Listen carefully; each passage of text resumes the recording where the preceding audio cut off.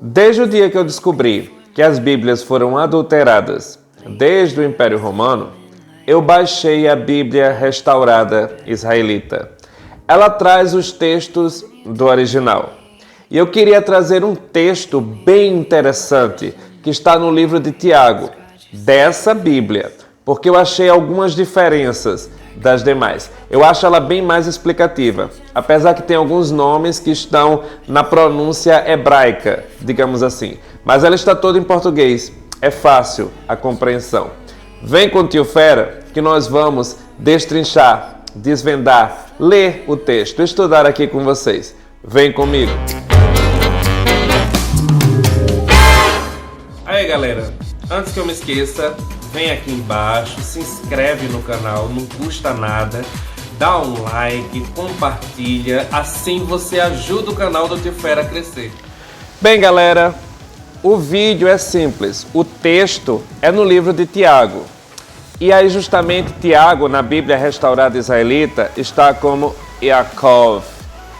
E aí eu queria ler esse texto com vocês. Porventura, dos vossos desejos que guerreiam os vossos membros, desejais e nada tendes, matais e desejais ter, e não podeis obter. Esforçai-vos e lutai, contudo nada tendes, porque vós não pedis. Ou seja, Deus começa ensinando, o profeta, no caso Tiago, ele começa ensinando através da palavra de Deus, que justamente nós pedimos mal a Deus as coisas. Que nós pedimos muitas vezes coisas que vão nos prejudicar. E aí por isso que Deus não concede o desejo do nosso coração. Porque muitas vezes o nosso coração quer algo que irá nos destruir. Pedis e não recebeis, porque pedis mal, a fim de poderdes satisfazer vossas luxúrias. Ou seja, a gente pede muitas coisas a Deus que irão realmente nos destruir. E Ele, como um pai, Ele não dá, porque Ele não quer a nossa destruição. Lembrando que a palavra de Deus é sempre boa, perfeita e agradável. Ó vós adúlteros e adúlteras, não sabeis que Chavará das coisas mundanas são inimigas de Yahweh? Ah, só um detalhe. O nome de Deus aqui está em hebraico e é um símbolo. Esse nome não pode ser nem traduzido, nem modificado. Tem que ser no original. Por isso que as palavras estão todas em português, só o nome de Deus que está em hebraico. Essa Bíblia é bem interessante. A pronúncia desse símbolo é Yahweh, Yod He Vav He, o tetragrama, YHWH. Aquele, no entanto, que quiser ser um chaver das coisas mundanas é inimigo de Yahweh. É inimigo de Deus, ou seja, inimigo de Yahweh. Interessante que nessa Bíblia traz o nome verdadeiro de Deus. Não fala apenas Deus, mas fala o nome dele, porque ele tem um nome. Pensais que a Katuv diz em vão, e Ruach que habita em nós está sendo provocado ao ciúme. O Ruach significa o Espírito que habita em nós está sendo provocado ao ciúme. Ou seja, nós estamos provocando o ciúme de Deus. Mas ele dá mais favor, portanto, ele diz, Yahweh resiste aos soberbos, mas dá favor aos humildes. Ou seja, Deus não gosta de quem é soberbo, de quem é metido. Sabe esses teólogos que estudam teologia para ficar se exibindo na internet?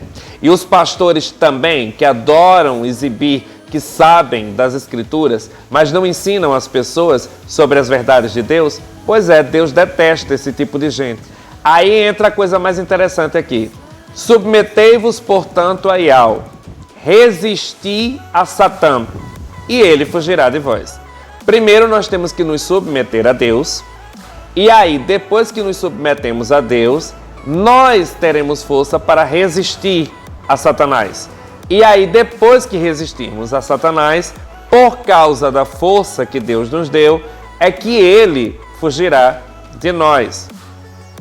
Aproximai-vos de Yahweh e ele se chegará a vós. Purificai as mãos, ó vós pecadores, e purificai vosso leva-voto, vosso coração, a vós de dupla propensão. Ou seja, não se serve a dois senhores. E o que Deus está querendo dizer é justamente isso. Se cheguem a Ele, se aproximem dEle. Logo, Deus ele quer intimidade com seus filhos. Então já cai por terra tudo aquilo que a religião prega, que Deus odeia o pecador, porque eles falam de uma forma como se Deus odiasse o pecador. Quando Deus odeia o pecado é porque justamente só Ele pode retirar o pecado de nós. Tanto que Ele fala, se aproxima de mim, que o resto eu faço. Lamentai, contristai-vos e chorai, vosso riso se torne em lamento e vossa cincha em pesar. Humilhai-vos perante os olhos do soberano Iau, e ele vos levantará. É aquela passagem da Bíblia. Aquele que a si mesmo se humilhar, será exaltado. Aquele que a si mesmo se exaltar, será humilhado. Não fales mal uns dos outros, irmãos israelitas. Parece que a fofoca era uma coisa normal em Israel aqui. Aquele que fala mal do seu irmão e julga a seu irmão, fala mal da Torá. E julga a Torá. Mas julgas a Torá, não és cumpridor da Torá, mas um juiz dela. Ou seja, nós não devemos ficar falando mal uns dos outros, mas é o que mais acontece dentro da religião evangélica. Os crentes matam pessoas com a língua. Há um legislador, um shofet, o qual é capaz de salvar e destruir. Quem és tu que julgas o teu próximo? Ou seja, Deus está dizendo que só existe um juiz, que é Ele. E não cabe a nós ficar julgando pessoas na internet, mas é o esporte favorito dos crentes, não é mesmo? Chegai-vos agora, vós que dizeis, hoje ou amanhã iremos a tal cidade e continuaremos ali um ano. Compraremos e venderemos e prosperaremos. Vós não sabeis o que sobrevirá amanhã. Vós não sabeis o que sobrevirá amanhã, pois o que é a vossa Shaim? Shaim é vida. É semelhante a um vapor que aparece por pouco tempo e logo desaparece. Porquanto o que vós deveis dizer é isto: se o soberano Iau quiser, teremos Shaim e faremos isso. Ou seja, nós temos que ter dependência total de Deus. Não podemos prever o que vai acontecer conosco amanhã, mas Ele sabe. Então nós devemos depositar nele toda a nossa confiança e deixar que Ele haja. Mas agora tendes Gilá em vossas jactâncias. Toda gabolice tal como essa é maléfica. Porquanto aquele que saber fazer o tov e não cumpre o bem, no caso, e se lhe torna em pecado. Ou seja, se você sabe que deve fazer o bem às pessoas e não faz, você está em pecado. E aí entra aquela passagem que fala que Deus aborrece, Ele odeia o pecado. Então, se você comete essa coisa, você está em pecado. Chegai-vos agora, vós ricos, lamentai e uivai, por causa do vosso infortúnio, que vos sobrevirá. Ou seja, ele já começa a pegar as pessoas que amam dinheiro. Vossas riquezas estão corruptas, e vossas vestes comidas pela traça. Vosso ouro e prata estão conspurcados, e sua ferrugem servirá de testemunho contra vós. Ou seja, o dinheiro não impressiona a Deus, mas a religião evangélica adora dinheiro. Inclusive dizem que o dízimo e a oferta são dinheiro. Quando Deus condena enriquecer assim com dinheiro, com vil metal, Ele prefere as coisas mais espirituais. como se fosse no fogo, vós que tendes juntamente acumulado tesouros pelos Yamim Acharoim. Eis que o salário dos trabalhadores que ceifaram vossos campos, que vós revestíveis com fraude, está chamados Tesvaot. Ou seja, os trabalhadores estavam sendo explorados pelos ricos. Por isso que o clamor dos trabalhadores chegou ao ouvido de Deus e ele decidiu interceder. Vós os que tendes vivido prazerosamente sobre a terra e convivendo com luxúria, que tendes engordado vosso leva-vote como num dia de matança. Ou seja, as pessoas ricas que adoram ostentar. É basicamente isso que Deus está falando. Vós os que tendes condenado e matado o homem, Tzadik, e ele não lhes oferece resistência.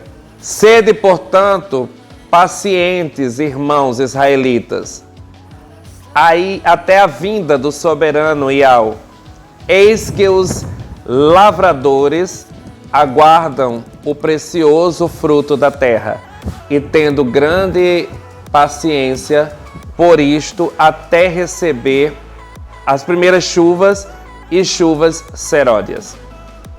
Sobre vós também, pacientes, firmai vosso leva-voto, pois a vinda do soberano se aproxima. Engraçado que ele fala a vinda de Deus, mas quem veio foi Cristo. Por quê? Porque Deus e Cristo são a mesma pessoa. Não murmureis uns contra os outros, ó irmãos israelitas, para não seres condenados. Eis que o Shofet está ante as portas. Ou seja, o Shofet que ele fala deveria ser Cristo, Yahushua. Meus irmãos israelitas, levai em conta os Nevim que falaram no nome do soberano Yahweh, nos dando exemplo de sofrimento, tribulação e paciência. Nevim são os profetas. Vós tendes ouvido a paciência, com paciência, e Vov. Eis que imputamos por bem-aventurados os que perseveram. Vós tendes ouvido da paciência de Vov, e vistes o propósito do soberano Yahweh, do que o soberano Yahweh é cheio de piedade, cheio de terna Hashamim. Mas acima de todas as coisas, meus irmãos israelitas, não jureis nem pelo Shamaim, nem pelo Olam, nem por qualquer outro voto, mas seja vosso sim, sim, ou vosso não, não. Ou seja, sejam objetivos. Ou serve a Deus ou não serve, para não cairdes em contradição. Está alguém entre os aflitos, faça tefilá. Está alguém de Tov, humor, cante os Terrilim. Está alguém enfermo entre vós, chame os Shamaim da congregação, e estes façam tefilá sobre o ungido. Apesar de algumas palavras estarem na pronúncia do hebraico, mas podemos ver que na Bíblia Restaurada Israelita, o texto é bem claro, é bem objetivo. Eu gosto dessa Bíblia porque ela é mais explicativa do que as demais.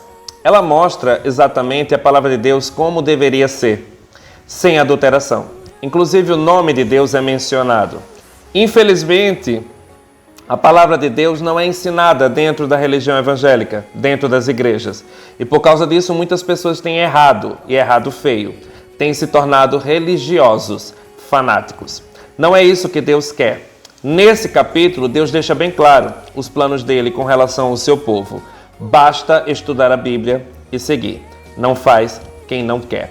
Pesquisar é um dever nosso fazer, porque Deus já deixou tudo exposto. basta a nós buscá-lo. Buscai primeiro o reino de Deus e a sua justiça. As demais coisas vos serão acrescentadas. Espero que vocês tenham gostado do vídeo. Beijo do Tio Fera. Fui.